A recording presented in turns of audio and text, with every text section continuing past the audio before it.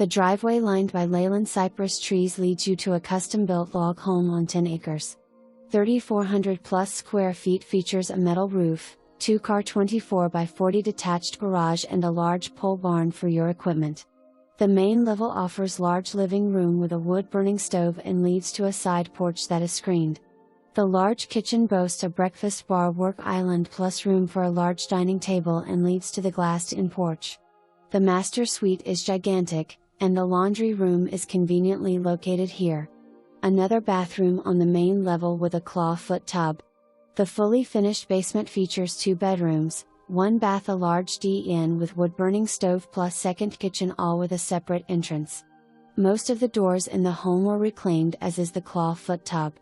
The home is on city water and garage on well water. The corn crib not only offers the old-time ambience plus extra storage.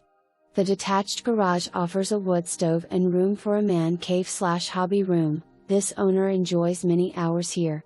These owners have lovingly planted jonquil, azalea, rhododendron, muscadines, scuppernongs, pear tree, iris plus offers a